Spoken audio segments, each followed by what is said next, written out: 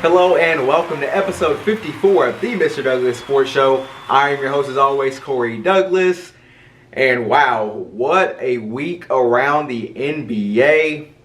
Obviously, you still got the second round of the playoffs going on. You got off the court stuff going on with coaching changes. And obviously you have what's going on here in Dallas, which I'm going to spend a lot of time on today's episode. But first, I do want to talk about the playoff series that are going on because it's almost been overshadowed with so much news that's going on. So obviously right now in the Western Conference, Phoenix has moved on. They sweep Denver, get them out of here. And they now are sitting back waiting for the winner of the Los Angeles Clippers Utah Jazz series. But the Phoenix Suns were in the news on Wednesday morning when Chris Paul was placed in the NBA protocols after a positive test. It remains to be seen how much time he will be out. Obviously, the Western Conference Finals could begin as early as Sunday, but it also could be as late as Tuesday. So I'm not exactly sure when he went into the protocols, but obviously that is a major storyline heading into this Western Conference Finals series. But in the other semifinal series with the Clippers and Jazz, this is a series that has gone completely kind of crazy because you have the Utah Jazz. They take a 2-0 lead against the Clippers in Utah. Clippers return the favor, go home, win 2. Then before Game 5, it is announced that Kawhi Leonard is now injured with a possible ACL injury, and he missed Game 5. Clippers win Game 5. Paul George has 37, 16, and 5, and leads his team to a win in Utah to take a 3-2 series lead. Now you have Game 6 tonight in Los Angeles with the Clippers looking to advance to the Western Conference Finals for the first time in franchise history. Then on the flip side, you have Donovan Mitchell and Mike Conley nursing injuries. Obviously, Conley has not played this entire series. Donovan Mitchell's been dealing with an ankle injury since very early in the series. So we'll kind of see what happens there. But I got to say, I am very disappointed in the performance from the Utah Jazz after they returned home in Game 5. Losing that game without the Clippers' best player just cannot happen when you are the number 1 seed. And I got to tell you, if Utah finds a way to end up losing either tonight or Game 7 on Sunday, I don't want to hear about the Utah Jazz in the regular season any longer. I think a lot of people had the perception that they were kind of a fraudulent team to begin with, and this would only further, further that conversation. So yeah, the Utah Jazz, I think they have to find a way to win this in 7. Am I confident that they're going to do that? No, I'm not. So the Clippers have been here before being 1 game away, but I would expect the Clippers to find a way to win at some point, either Game 6 and Game 7. All right, so let's go over to the Eastern Conference. Obviously, you have the Milwaukee Bucks and Brooklyn Nets, and what has been a great series. Same thing that kind of happened in the Los Angeles Clippers Utah Jazz series. Brooklyn jumps out to a 2-0 lead. Game 2 is a rout. They were pretty much up by almost 50 at one point in the game.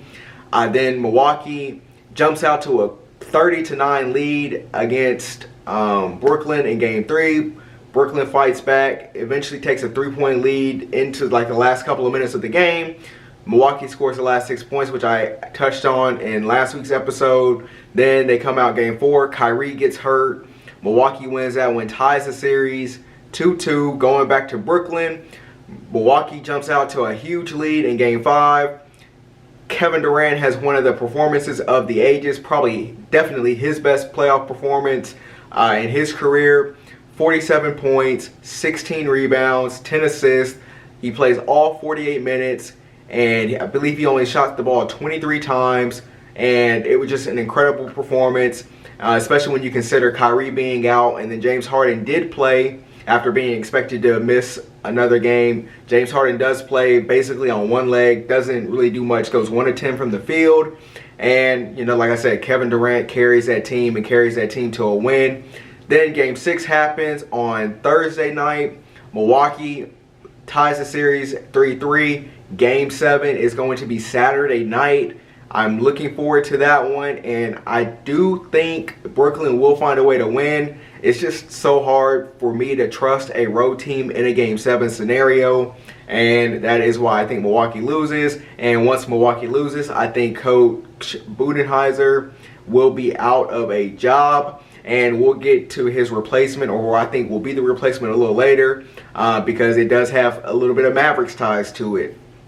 Then in the other series in the Eastern Conference, the Philadelphia 76ers, Atlanta Hawks, they are currently headed to Game 6 tonight in Atlanta, with Atlanta looking for a chance to move on to the Eastern Conference Finals. And this series has been just completely crazy in its own right. Obviously, Atlanta comes out Game 1, blows Philly off the floor. Then Philly wins the next 2, and at that point I'm thinking, okay, well maybe Philly kind of caught their footing and they're going to go ahead and put this, this cute Atlanta Hawks story to bed. Well, no, they blow a 18 or 19 point lead in Game 4. Hawks tie the series 2-2. Then Philly comes home in Game 5, jumps out to a 26 point lead, and at that point you're thinking, okay, yeah, Philly's going to be able to put this to bed, head to Atlanta, Game 6, close it out. Well, that doesn't happen. Lou Will and the bench crew of the Atlanta Hawks come storming back, steal a game in Philadelphia. And like I said, that sets up tonight's scenario where the Hawks can win and move on to the Eastern Conference Finals.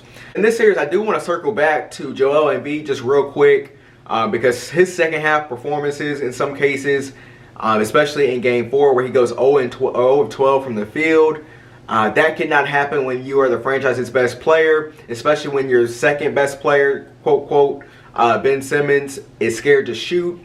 And I think that carried over where Seth Curry and Joel Embiid are the only 76ers to score a field goal in the second half of Game 5, which led to the collapse of the Philadelphia 76ers in Game 5. And honestly, I have to put a lot of blame on not just Joel Embiid for his second half performances, because they just haven't been good enough, but also Doc Rivers. He was running a 2-man game with Joel and Seth Curry in Game 5. Obviously, Atlanta winning at halftime made the proper adjustments. Doc Rivers failed to make the adjustments on his end, and that led to a big collapse on the Philadelphia's part. And I think it's a reason why that I have been on record saying that Doc Rivers is one of the most overrated coaches in NBA history. He's still living off a title from 2008, and that Boston Celtics team as a whole is still living off that championship in 2008. They haven't done anything since. Reminds me of another franchise that we'll get to in just a second. But overall, the playoffs have been, for the most part, great. But obviously, the injuries have really taken a big, taken over the storylines in the playoffs right now. And, that's led to LeBron James speaking out saying he told you so. We won't get into that, but, LeBron, he couldn't, with all his NBA news, he had to find a way to, sneak his way in there. But, these injuries are real, and it's a playoff record for how many All-Stars have at least missed one game during this postseason, with 9. That's never happened before. And I do want to touch on one angle of the LeBron situation, is that one of the NBA spokespeople came out and said that these injuries are right in line with the 1920 season. So take that for what it is, but it does feel like it's been an overload of injuries in this playoffs. And it comes down to who the healthiest team is going to be, remaining. In the playoffs to see who actually wins the championship. But I do want to talk about what a crazy day, because like I said, KD had his historic performance on Tuesday. Incredible. But it got overshadowed immediately Wednesday morning because there was all sorts of news that came out. So I mentioned the coaching changes. Scott Brooks is out in Washington. Stan Van Gundy is out in New Orleans. Obviously, the Boston shakeup happened, last week with Brad Stevens removing himself from coaching and being a president of basketball operations. Danny Ainge retiring. Who knows how long he will be retired for? But it's been a crazy week in the NBA, and I'm gonna go ahead and transition to my Dallas Mavericks and what an absolute disaster this has turned into. So I'm going to try to make this as short as possible, but I am also going to try to go back to the very start of kind of the organization crumbling. So obviously the Mavs last Sunday, they lose Game 7 to the Los Angeles Clippers. Not even 30 minutes after the Mavericks lose that game, Tim McMahon from ESPN is asking Rick Carlisle about his future in Dallas. Carlisle responds by saying, "You have to ask Mark Cuban about that." So what does Tim McMahon do? He goes to ask Mark Cuban about that. Mark Cuban responds to Tim McMahon and says, "Carlisle's not going anywhere." You fast forward a couple days, the exit interviews take place. Donnie Nelson starts talking. I touched on this a little bit last week. Donnie Nelson essentially blames Luka for not passing the ball to his teammates enough, including KP. And it was kind of odd, the first time he said it, but then he goes on a local radio station and then basically repeats himself. And at that point, you're like, what the hell is going on? What is Donnie Nelson talking about? Is he watching the same thing that the fans and the media are watching? And it really led to some really confusion.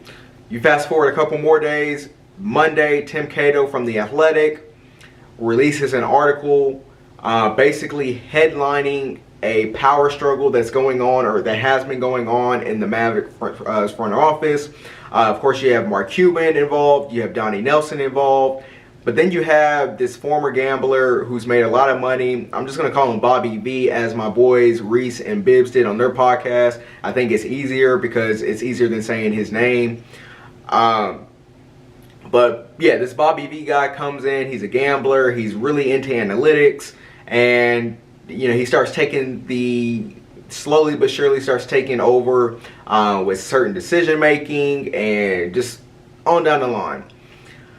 But the biggest thing with this Bobby V character is that he has a rift with Luka.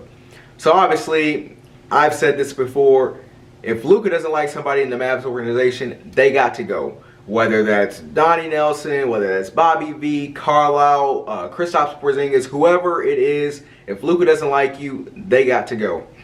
So Tim Cato highlights in his Athletic story about during a game against Golden State, I believe it was in February, and Luka had just turned the ball over, and Bobby V stands up and kind of motions to Luka, like, calm down. Well, Luka responds by saying, "Don't tell me to effing calm down." And it was loud enough because at that point there's not many fans, if any, in the stands at that point, and it's loud enough for everybody to hear, and we're like, oh, okay. So that's interesting. So then you fast forward to a game later in the year. The New York Knicks are in town, and Bobby V is, he's sitting, behind the bench or somewhere in the stands, and the Mavs are down 10 with, 2 or 3 minutes to go, and Luka sees that Bobby V leaves the game. That didn't sit well with Luka. He immediately goes back into the locker room, tells teammates, hey, like, he just quit on us. Goes to Mark Cuban, hey, your boy, he's leaving. He's quitting on us. He's leaving before the game's over. After that scenario, Bobby V was no longer sitting courtside or wherever he was sitting behind the bench. And Cuban's no longer sitting with him, obviously. He's now sitting next to Michael Finley. Some articles since then have come out and said that Cuban started sitting next to Michael Finley. Going forward, after that little blow up or whatever you want to call it, so like I said, there's a rift going on with Bobby V and Luka. So then that leads to back to Tim Cato's article, where Tim Cato highlights where certain organizations, if he talked to certain organizations around the league, that basically highlighted that when they call the Dallas Mavericks to talk about certain transactions, certain trades, they don't know who to talk to. They have Donnie telling them one thing, and then they have Bobby V over here telling them another thing, and that obviously causes confusion with team building and so on and so forth. And one of the trades that really stands out to me over the past couple of years since Bobby V took over in 2018 is back in 2019 when Jimmy Butler was heading to Miami to sign a max contract. There was supposed to be a deal in the place for the Mavs to acquire. I mean, there's so many names mentioned in this, but the number one name that sticks out to me is Goran Dragic. He was going to be part of a deal. Kelly Olynyk was going to be part of the deal. Derrick Jones Jr. was going to be part of the deal. And none of that happened. Kelly Olynyk ends up, somewhere else. Derrick Jones ends up somewhere else. Goran Dragic ends up staying put. And the main thing that came out of that story, or the main reason why the Mavs didn't want to move forward with that deal or be involved in part of that deal, is they wanted to maintain the financial flexibility for the 2019 offseason. And obviously that 2019 offseason was a huge missed opportunity for the Dallas Mavericks, because after acquiring, obviously they have Luka, they acquire KP, and at that point you're really thinking, all right, 2019 is going to be go for it, acquires all this talent, and they end up with DeLon Wright and Seth Curry. DeLon Wright and Seth Curry is why you didn't pull off a 3-team trade for one of Luka's good friends and mentors and heroes, DeLon Wright and Seth Curry. So they move forward from that, don't do anything. The roster is still, as we speak, still in complete chaos because they don't have enough talented players. So then you go forward to the 2019-2020 season. DeLon Wright is here, and Bobby V figures that DeLon Wright is the perfect match to play alongside Luka. He thinks that DeLon Wright should start. Sources say, according to Tim Cato, that Bobby V is the only person in the organization that believed that DeLon Wright should start next to Luka. That lasts one game. He starts the first game of the season, then quickly moves to the bench. Later in the Tim Cato article, he highlights that Bobby V is dictating rotations for Rick Carlisle, and that players become frustrated because they're out of the rotation they're in the rotation 1 minute, and then they're out of the rotation despite doing everything that Carlisle is asking of that whatever individuals. A name that comes up immediately, obviously DeLon Wright. Obviously it's Josh Richardson this past season, where obviously Josh Richardson just fell off the face of the map this season. Just completely a bad trade when you trade Seth Curry for Josh Richardson. So that just highlights the kind of power struggle that was going on as far as the decision making for the Dallas Mavericks, because Bobby V and Donnie and Cuban and Carlisle weren't seeing all eye to eye. So going back to Bobby V and the Luka rift. So once Bobby V stopped sitting courtside, stopped being visible, Tim Cato says, sources say that Bobby V continued to kind of have a heavy influence in game planning and whatever decision making he was having alongside Carlisle, but he was doing so in a remote role. So that pretty much highlights everything important from the Tim Cato article. So then you're on Twitter later that day, and Mark Cuban, he comes out with a tweet and calls the report total BS. So this all happens on Monday. Tuesday, pretty quiet. Wednesday, like I said, there was a flood of NBA news that came in.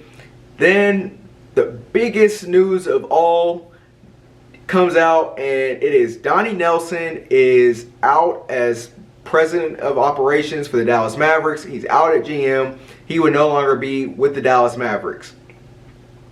So then you're thinking, okay, so obviously the Tim Cato article opened a lot of eyes just around just everything.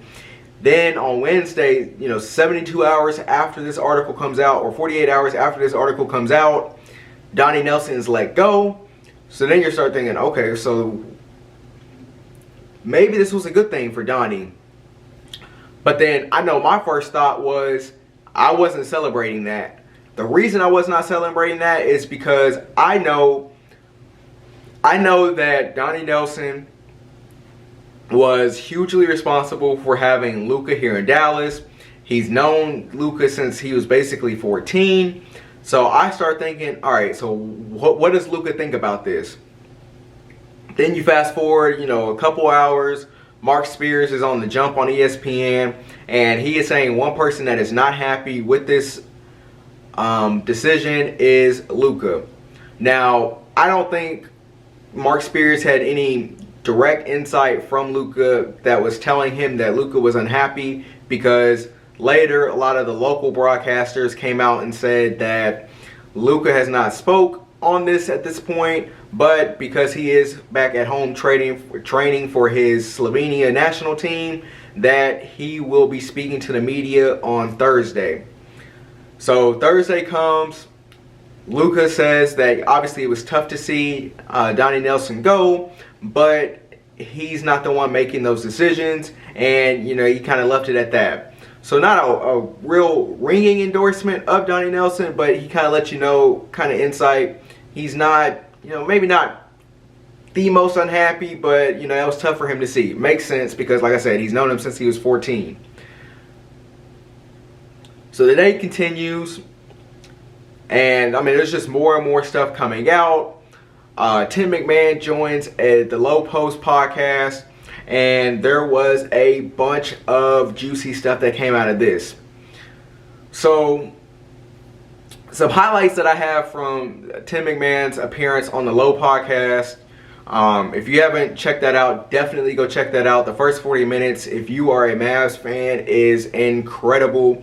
There's a lot of insight. But some of the main takeaways that I had from that appearance was, number one, Luka is not going to be like Dirk and have this this blind loyalty towards the Dallas organization, and that Dallas is going to have to step up in this offseason and off-seasons going forward to surround Luka with the proper talent to have him competing for championships. Second thing is that Cuban lost faith and trust in Donnie Nelson.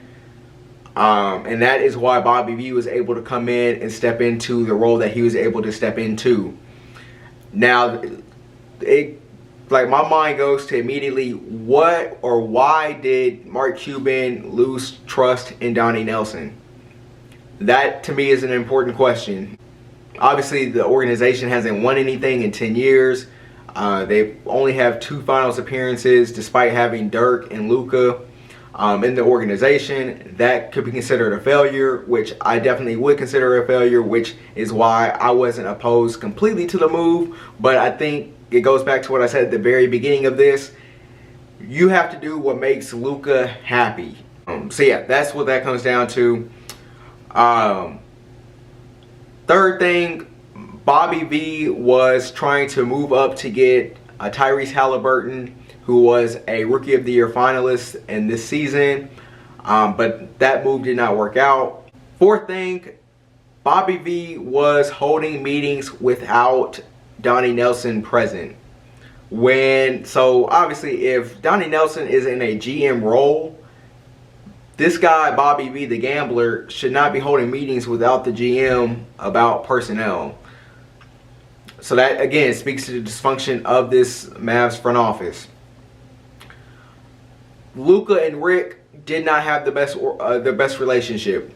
So obviously, if you watch Mavs games, you can often see Luka is yelling at Rick.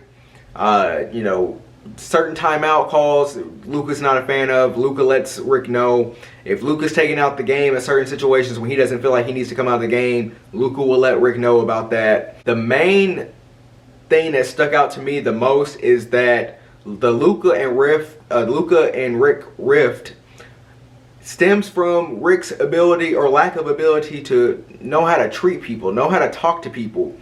So Tim McMahon brought up how when in 2018 or 2019, Salah Mejri was a Maverick. He was obviously, Salah was a great friend of Luka's. They had played together previously overseas, and they were really tight.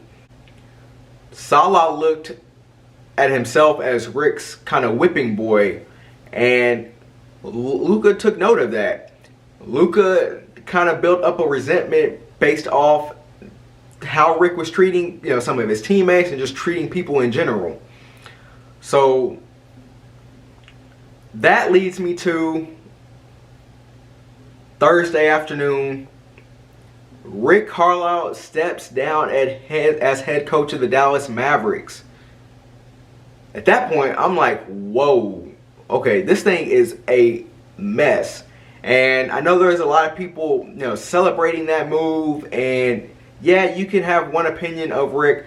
I personally believe that Rick was a solid head coach, but coming into this offseason, I was prepared to let him go. And then when Donnie got let go, I was prepared. All right, Rick is not going to be in here for the long haul. And I think that is the way Rick took that. And that is the reason that he ended up resigning, getting fired, whatever you want to call it. So I'm going to just stop it there just real quick. And because I'm going to get to the main point of this. And what does this mean for Luka going forward? And for me, just having no insight directly with the Mavs or anybody within the Mavs organization, obviously Luka is in a position to sign the rookie max because he is now a two-time first-team All-NBA player, so he can sign a 5-year, $201 million contract. And obviously, Luka himself said he's going to sign that contract this offseason as soon as free agency opens. But I think people are being too short-sighted on what that contract actually means. So what I mean by that is, like I said, obviously Luka's signing that contract. But now this puts the Dallas Mavericks on the clock. Because just because you sign that 5-year contract does not mean you are going to be signed here for the 5 years, or does not mean that you cannot force your way out in 2 or 3 years if you see this thing isn't going in the right direction. So that is where my main concern lies. Because Mark Cuban, I think, has a reputation or has had the reputation of being a great owner. Players love him, yada, yada, yada, down the road. I'm not so sure that is the case at this point, and as we currently sit here in 2021. Second thing is, I'm not so sure how much players love him. And I'm also not sure how much confidence that we should have in Luka or in Cuban being able to build this thing around Luka. Cuban has never hired a GM. He has never hired a president of basketball operations. That is going to be the most important hire that he makes out of all of this, along with the head coach, now that Rick Carlisle has stepped down. He inherited Donnie Nelson, or Don Nelson, then eventually promoted Donnie Nelson to the role he's had for the past 24 years. Then you look at his head coaching hires. Avery Johnson, he hired him after Don Nelson walked away. I think you can say that was a pretty good hire. He hired Rick Carlisle. Obviously, he got a championship. So the head coaching thing, I'm not as concerned as I am about the president of basketball operations. I think there is a reason to kind of be leery about Mark Cuban being the head of basketball operations, because I want to go back to Tim McMahon on the Low Post. He said, make no mistake about it, Mark Cuban is making every basketball decision in Dallas. So next thing I got to tackle is the next search for the new GM and president of basketball operations, as well as the new head coach. So let's start with the president of basketball operations. Some of the candidates that have been mentioned: Messiah Jerry, who is currently in Toronto. His contract is set to expire. Michael Finley, who has been within the organization the past few years and kind of been learning under Donnie Nelson or whoever the hell's running things over in Dallas, because obviously we have no idea because it's been a complete disaster. Shane Battier, who actually stepped away from a full-time role in Miami, is expected to garner some interest, not necessarily in Dallas, but around the league, because he's been learning under Pat Riley. Pat Riley is obviously one of the best to ever do it. So there's just three names in that category. My gut feeling is that Michael Finley is going to be the guy, and the reason I feel that way is because it's the closest thing that Cuban can go to where he can keep everything basically status quo. And what I mean by that is, a lot of people talk about how Jerry Jones needs to take a step back with the Dallas Cowboys and how he's not letting the football people be football people. Well, the same thing can be said about Mark Cuban and the basketball people, not letting the basketball people be basketball people here in Dallas. And that has to change if they were going to take an external candidate and hire them, because an external candidate is not going to come in here the way things are and have Mark Cuban be in the face and not be able to make his own decisions. And like I said, that is why I think Michael Finley will be promoted to that position. I hope I'm wrong, because this is such a move that the Dallas Cowboys would make, about just kind of keeping it in, quote, family, I guess you can say. But, we'll see kind of where that goes. And I'm excited that they announced that Dirk is coming on as a special advisor in this search. Obviously, anything Dirk related to the Mavs is a positive thing, and Dirk is here to save the day once again. So I hope we can all reconvene in a couple of weeks. Give it a couple of weeks, let them hire some candidates and or interview some candidates, and then kind of move forward from there. Head coach, there is a ton of names that are being mentioned. Jamal Mosley, who is the assistant coach right now for the Mavericks. A lot of players around the league love him. You had Tristan Thompson on Twitter kind of advocating for Jamal Mosley to be hired for the Mavs to replace Carlisle. And I think, while it wouldn't be my first option, I think this makes the most sense to get back in a positive mindset around the rest of the league, because I think the rest of the league right now is looking at this situation in Dallas and they're like, okay, I'm not going to that situation. And I think Mosley, with his relationships around the league and connections to Team USA and Popovich, and the line goes on as far as like his credentials, I think that is the most logical hire as head coach. But you have to get a GM first. Some candidates that I don't want anything to do with go like this: Mike D'Antoni, no thanks. Jason Kidd, hell no. Terry Stotts, no. Basically anybody that's been a head coach before, that is a retread, that's had multiple chances and multiple different opportunities to be a head coach, I want nothing to do with. Let's get some fresh blood. Let's get somebody that Luka really connects with. And that's why I think, that's the number one reason why I think Jamal Mosley is the best candidate. Although, like I said, I would rather go completely externally and kind of get away from this culture that the Mavs have created over the past few years. But then again, maybe Mosley can help with that. Remains to be seen. But yeah, man, that really concludes everything I've had to say about this. I wanted to keep it somewhat short, but there was obviously a lot to discuss on this episode. Who knows what's going to happen next for the Dallas Mavericks.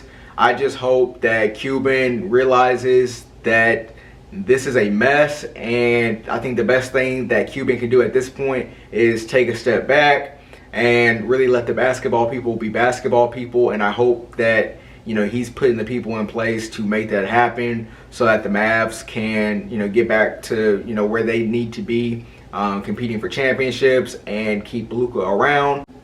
And obviously keeping Luka around is the most important thing for this franchise going forward. And hopefully, like I said, Cuban is taking steps in that direction. But that's going to do it for this episode of the Mr. Douglass Sports Show. I will be back next week. Until next time, salute.